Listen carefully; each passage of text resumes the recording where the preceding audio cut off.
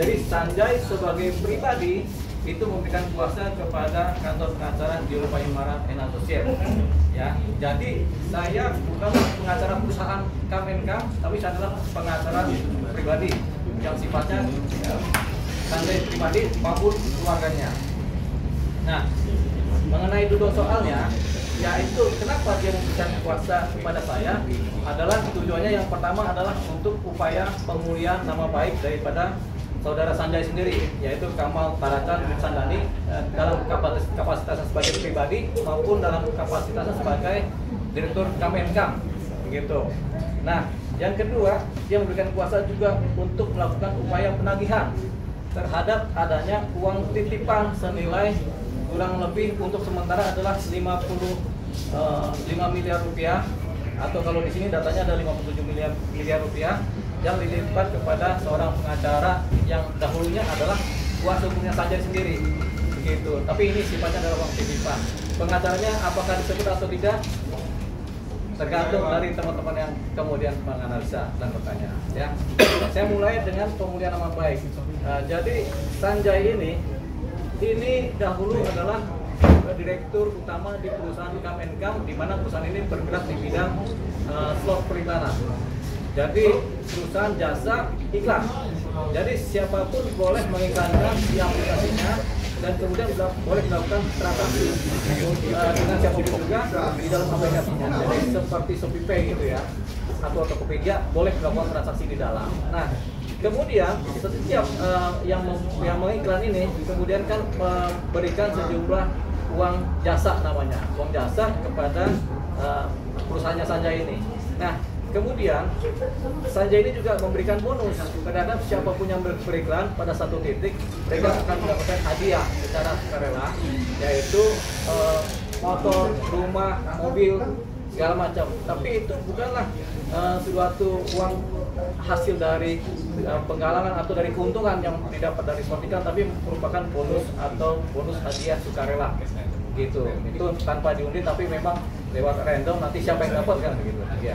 Itu ceritanya. Tapi kemudian berjalannya waktu, ini kan perusahaan berjalan dari tahun 2018-2019. Berjalannya waktu, kemudian Sanjay alias si siapa ini, si Kamal Taracan ini kemudian ditahan di Polda Jawa Timur dengan alasan karena dia diduga melakukan praktek perdagangan barang yang sifatnya adalah melanggar hukum. Nah, dia ditahan di Polda Jawa Timur, tapi kemudian setelah persidangan di PN Surabaya, Sanjay kemudian dibebaskan demi hukum, bebas bersih. Kenapa? Karena dianggap oleh pengadilan bahwasanya Sanjay tidak melakukan pelanggaran hukum sebagaimana yang dimaksud. Jadi Sanjay ini adalah bebas murni. Karena Sanjay ini bebas murni, akhirnya jaksa kemudian melakukan kasasi. Kalau bebas murni biasanya langsung kasasi. Jaksa melakukan kasasi ke Mahkamah Agung. Oleh Mahkamah Agung kemudian si Sanjay ini diputus juga, bebas murni juga. Jadi kasasi jaksa ditolak dan Sanjay dinyatakan bebas murni. Nah, itu singkatnya mengenai Sanjay yang kemudian dibebaskan dari tuduhan-tuduhan yang sifatnya melanggar hukum.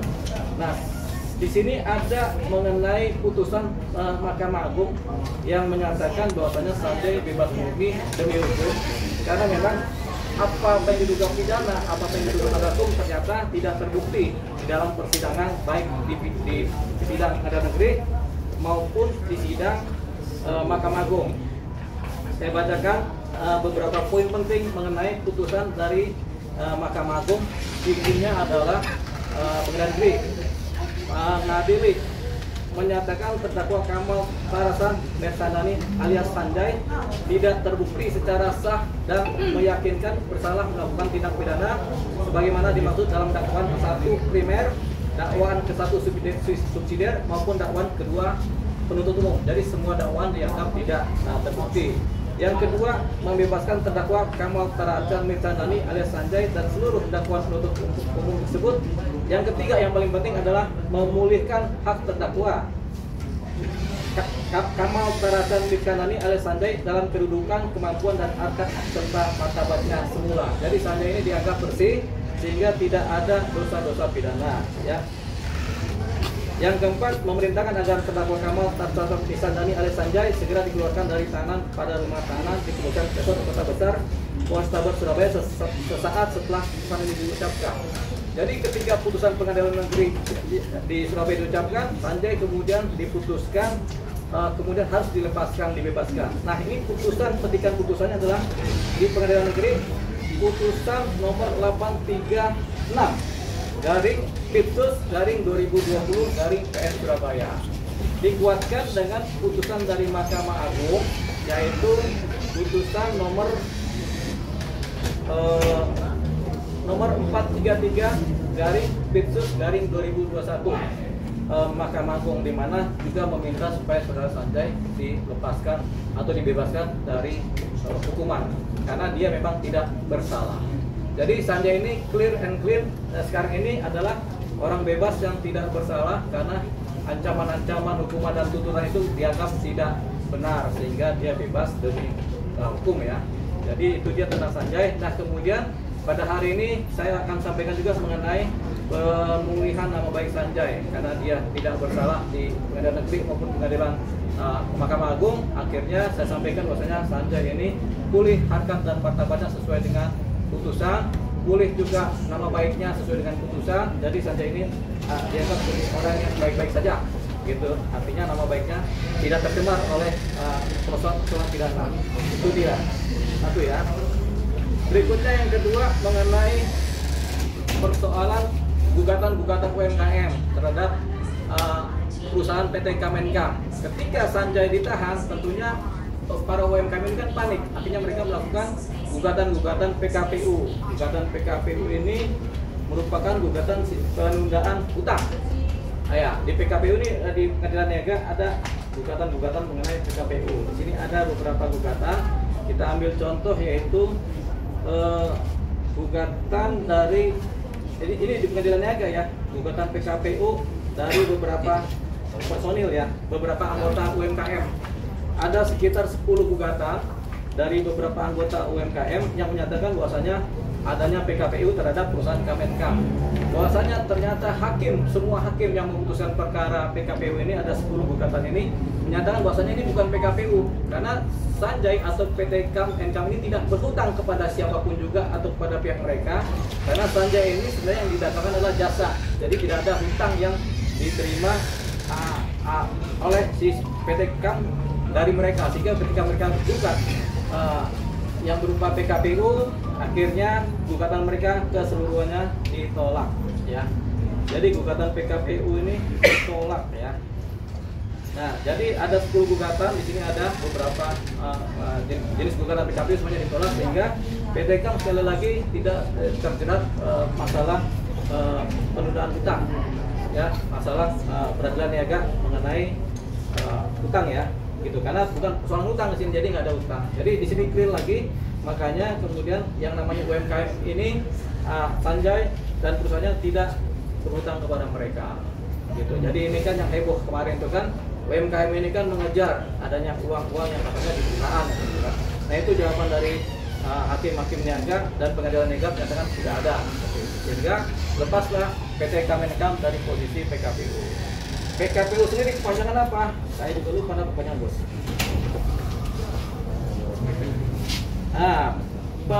Proses penundaan kewajiban pembayaran utang, PKPU. Penundaan kewajiban pembayaran utang, PKPU ya. Jadi lepas dari atau tidak ada hutang sama sekali. Nah, itu yang kedua. Yang ketiga adalah mengenai uang sekitar 57 miliar sebenarnya di sini di data ini 57 miliar, di mana ketika Sanjay kemudian ditangkap di Polda Jawa Timur karena ketakutan keluarganya dan Sanjay juga ketakutan, akhirnya uang pribadi keluarga dititipkan kepada seorang pengacara yang adalah ex kuasa hukum daripada Sanjay sendiri, mantan kuasa hukum yang belum sempat bersidang ya, karena memproses, yaitu pada saudara S ya, pengacara S. Nah, ini sudah beberapa kali secara lisan ya dimintakan mengenai uang ini untuk dikembalikan, tapi sampai sekarang belum dikembalikan. Jadi uang ini adalah uang titipan, dibuktikan dengan bukti-bukti setoran dan kemudian dokumen-dokumen pernyataan-pernyataan sebagai uang titipan. Nah, tapi tetap nanti kita akan verifikasi sejauh mana uang titipan ini. Kan uang titipan sebesar 57 miliar, sementara jasa pengacaranya berapa. Ternyata ada di sini data juga jasa pengacara sekitar 13 sampai 16 miliar jasa pengacara. Jadi kalau diambil selisihnya antara uang titipan sama jasa pengacara masih ada selisih sekitar kira-kira 42 miliar. Nah itu yang kemudian dimintakan untuk ditagih. Tapi ini belum kita verifikasi dan belum kita minta tagihkan. Jadi dalam waktu dekat berdasarkan kuasa hukum yang ada pada kami akan melakukan penagihan atau permintaan supaya uang titipan tersebut senilai yang saya sebutkan tadi atau paling tidak serendah-rendah sebesar 42 miliar itu dikembalikan kepada keluarga Sanjay. Jadi saya akan melakukan permintaan pengembalian uang kepada pengacara tersebut.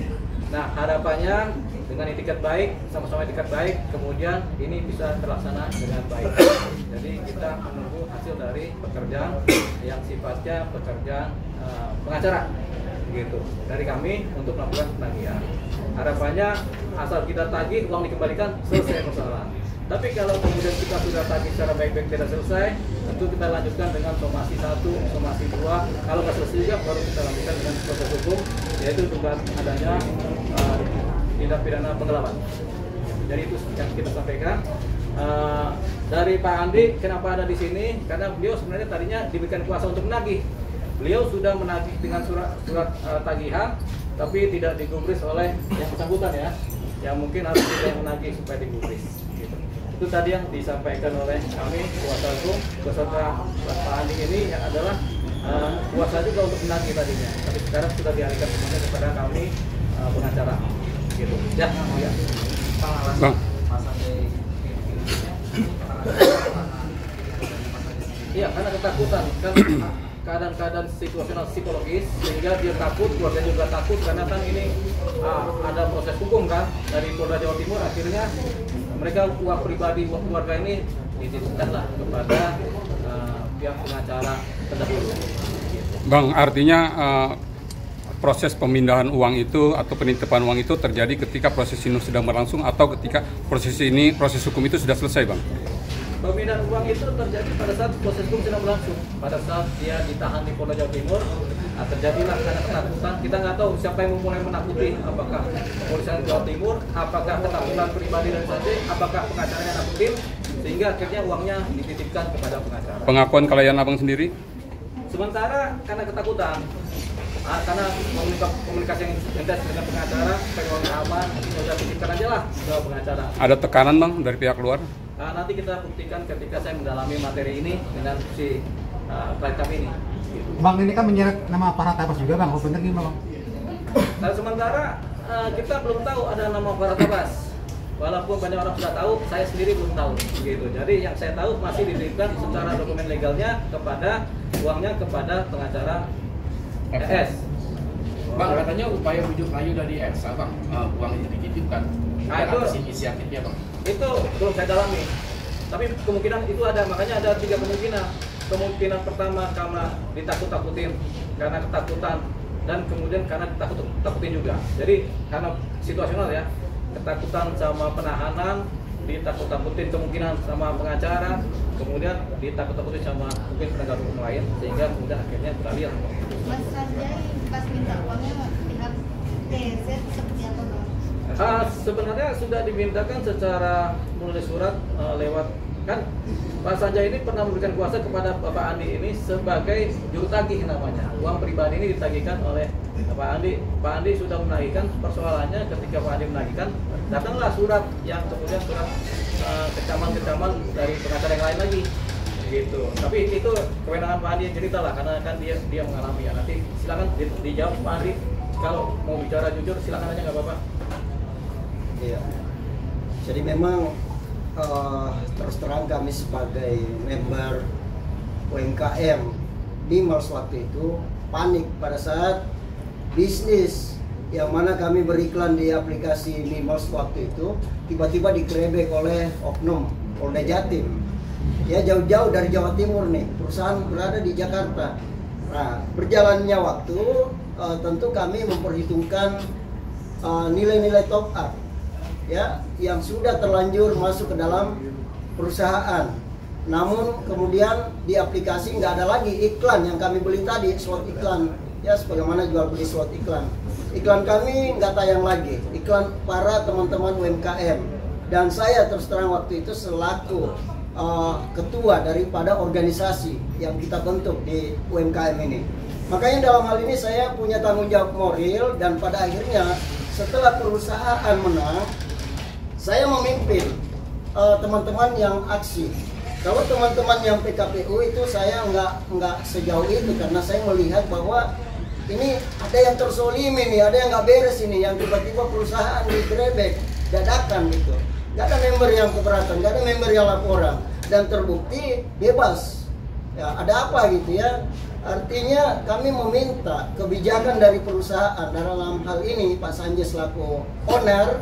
Itulah bentuknya kami diskusi secara baik-baik, lalu kemudian terjadilah demo berulang kali, dan ada beberapa kelompok saya bawa langsung, saya pimpin langsung untuk demo ke perusahaan kantor, kemudian kantornya tutup, yang lain sudah dibayar kelompok tersebut, kemudian kelompok berikutnya kita cari lagi alamat rumahnya, dan akhirnya kami demo lagi di rumahnya, dan kemudian Pak Sanjay dan istrinya di sini menyatakan bahwa untuk kali ini kami sudah nggak bisa membayarkan ya kelompok yang dibawa Pak Andi lagi.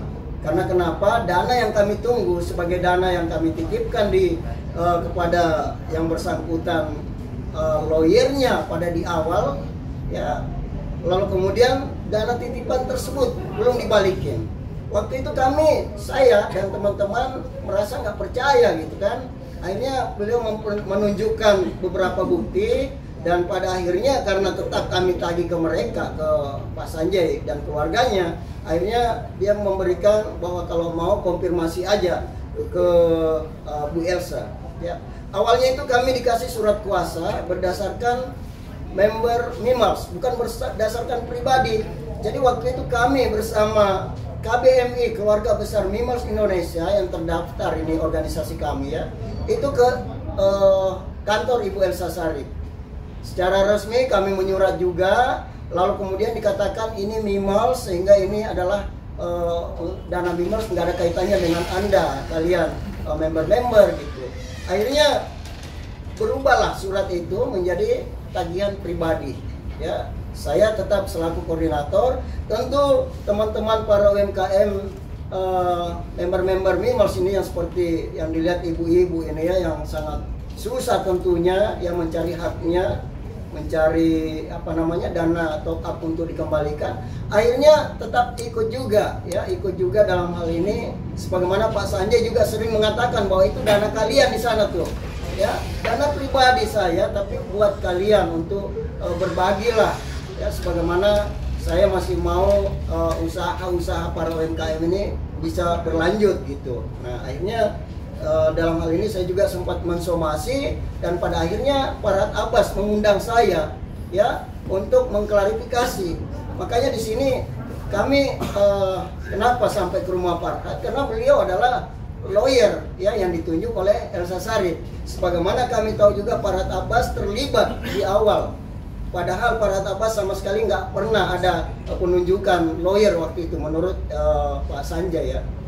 Nah kemudian berjalannya waktu, karena Farhad mengakui juga dana tersebut, bahkan member yang saya bawa waktu itu mau ditransferkan dana ya, waktu itu cuma ada satu kelompok yang saya bawa ke Farhad, mau ditransferkan tapi melalui rekening saya. Saya bilang kalau mau ke rekening saya otomatis tentu banyak member nih ya, saya nggak mau menjadi beban ya bagi saya nantinya, silakan aja langsung ke rekening yang bersangkutan. Akhirnya mereka komunikasi berlanjut, dan akhirnya member tersebut keluar dari grup. Sebagaimana saya katakan bahwa yang sudah cair mulai dari demo yang lalu sampai ketemu Farhad Abbas, yang sudah cair harap keluar dari grup supaya saya nggak terlalu bingung ya melihat begitu banyaknya member yang berharap gitu. Memang nggak semuanya ya, nggak semua. Kalau semua kan se-Nusantara ini ada ratusan ribu teman-teman UMKM.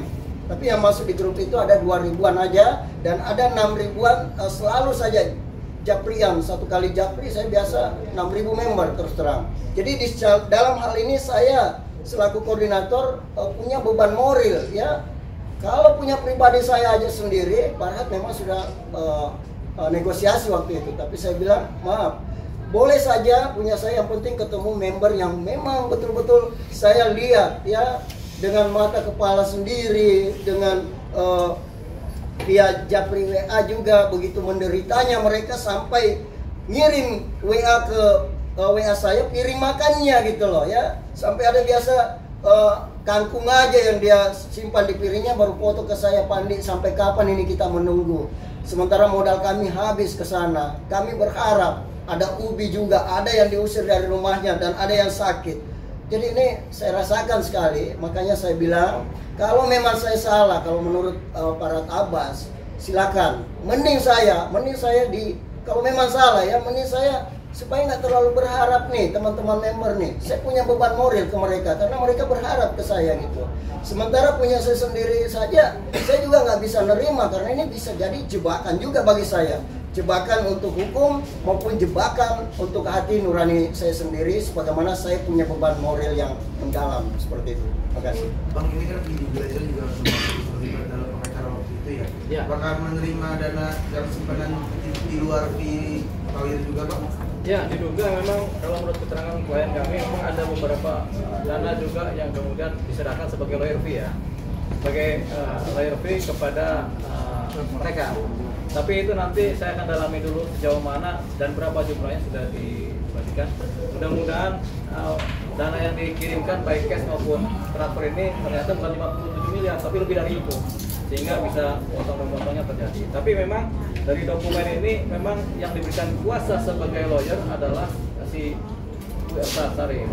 Makanya saya tidak bisa berkembang kepada wilayah yang disebutkan karena saya sekali lagi di sini disebut sebagai pengacara keluarga dan pengacara pribadi daripada Pak Sanjay. Ya, sehingga yang dimaksud dengan uang titipan itu adalah uang titipan keluarga. Uang titipan keluarga yang sudah dititipkan kepada pengacara Elsa Sarif. Itu yang nanti kita akan minta dananya dikembalikan kepada keluarga. Mengenai masalah perusahaan nanti saya akan pilah-pilah prosesnya seperti apa. Kalau perusahaan ternyata dianggap berutang, sementara di PKPU perusahaan tidak punya utang. Gitu. Jadi ini nanti kita akan analisa. Kalaupun nanti uang sudah kembali, nanti ada yang minta apa kerugian-kerugiannya mungkin akan diperuntukkan sebagai uang kompensasi yang kemudian bisa disepakati bersama. Tapi bahwasanya perusahaannya Pak Sanjay ini, kami ini dalam PKPU adalah perusahaan yang tidak punya hutang kepada siapapun juga. Jadi itu tadi dia. Nah, sampai di situ yang saya sampaikan, kemudian disampaikan oleh Pak Andi bahwasanya itu ada melebar kemana-mana, itu adalah nanti saya kedepannya seperti apa. Kalau kemudian ini perkara sampai ke proses hukum yang pidana, kita akan dalamkan. Kalau enggak ada pengembalian dan sudah selesai. Itu aja. Supaya nanti jelas persoalan UMKM tadi yang sekarang ini, yang kemarin adalah begitu riuhnya ya, sehingga orang bertanya-tanya ada masalah apa sih terhadap UMKM. Tadi sudah saya jelaskan. Gitu. Pak, kan waktu itu ketika Pak Sanjay ditahan itu ada barang bukti yang itu oleh kepolisian. Ya. Polda Jabar ya. Iya. Terkait dana kurang lebih sekitar hampir ratusan miliar. Apakah itu nanti dalam akan dikembalikan Kepada UMKM. Ini semua data mengenai barang-barang yang disita ini ada di dalam dokumen putusan pengadilan. Itu semuanya diminta dikembalikan kepada saudara Sanjay. Nah, di sini saya belum dapat nih ada uang yang simpannya kelihatan di rekening. Ada nih uang sebesar 1 miliar. Ya, yang baru kelihatan ya. Jadi nggak ada uang banyak di sini, cuma ada, tapi lebih banyak barang-barang, mobil, kendaraan dan lain-lain. Iya, nilai lagi 1 miliar.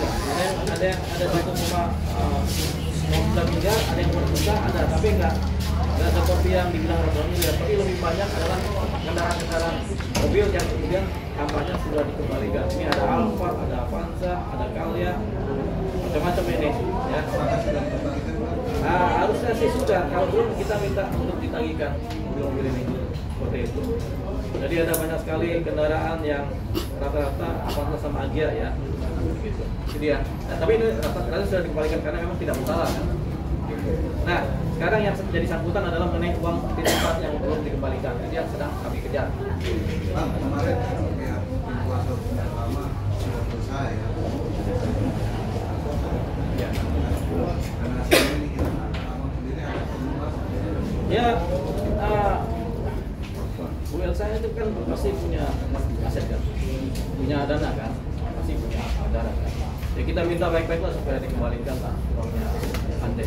Jadi uang yang bukan haknya itu harusnya dikembalikan, jangan sampai diambil. Kalau diambil itu menjadi persoalan hukum, jadi persoalan pengelapan kan. Jadi intinya uang yang bukan haknya tolong dikembalikan, karena sudah diminta. Memang waktu diserahkan dititipkan, tapi sekarang mau diminta tolong dikembalikan. Itu tadi makanya nanti saya akan bikin surat permohonan permintaan pengembalian uang titipan, itu suratnya.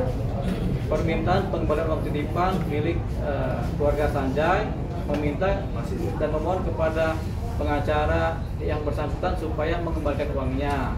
Paling enggak dalam 1 minggu setelah suratnya kami sampaikan.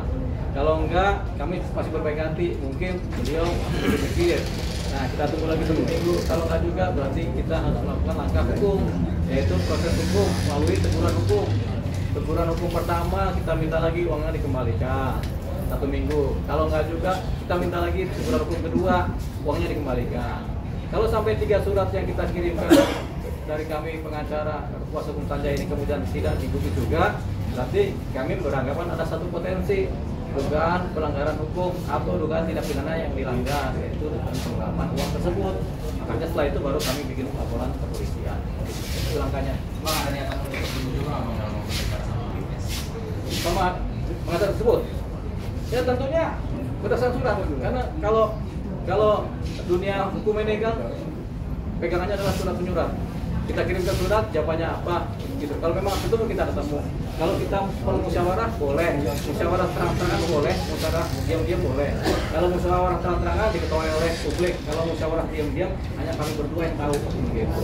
Mungkin nggak ada lagi itu ceritanya setelah itu kan begitu kan, karena udah selesai kan gitu.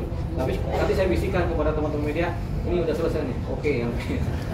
Ada surat menyurat ini kan bicara surat menyurat.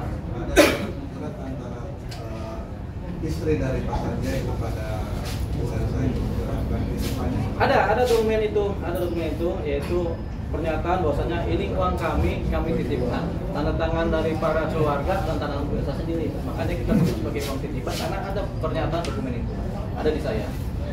Bang, 53 miliar itu ke Bu Elsa apa Vidi juga Bang? Vidi Syarif juga atau gimana?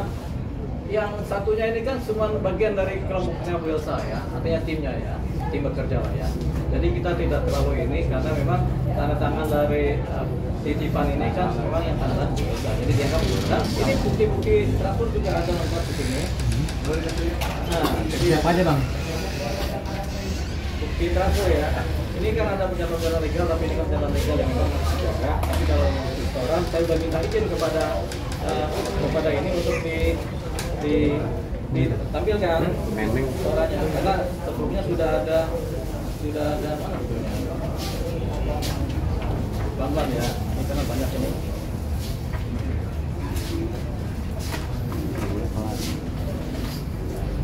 Nah kebetulan ini ada di mobil, tinggal di mobil. Oh ada nih, ada. Ah ini. Nah ini bukti-bukti transfer ya. Ini transfer kepada Sarif ini. Dokumen balansinya. Elsa nama Vidi Galenso ini dapat 15 miliar ya. Ya. Jadi bukti transfer bukti setoran kepada ini 3 miliar, kepada ini 10 miliar, kepada ini 9 miliar, kepada ini 2 juta, kemudian terakhir 10 miliar. Totalnya 33 miliar. Di transfer dari bulan Januari dari bulan Desember 2019 sampai Januari 2020. Totalnya 33 miliar. Kemudian berikutnya dikirimkan juga 5 miliar dan 9 miliar lagi kepada salah satu tim juga. Nah ini transfernya sudah ada semua, aslinya dipegang oleh klien. Jadi ini sudah lengkap semua datanya. Nah mengenai kabarnya ada dana cash yang diserahkan sendiri. Ada dana cash yang diserahkan, cuma kan itu membutuhkan pengakuan ya. Karena kalau klien kami menyatakan uang cash keluar sekian sudah diterima dan ada banyak saksi, tapi kalau yang bersangkutan menyatakan nggak menerima kan berarti kan harus dibuktikan secara hukum kan. Jadi nanti hukumnya yang akan bekerja untuk membuktikan itu. Tapi Ada itu. Kalau menurut keterangan klien kami, Pak Sanjay, ada dana cash yang diberikan di luar ini, di luar dana yang ditransfer ini ada. Oke. Cukup. Oke. Foto dulu bang.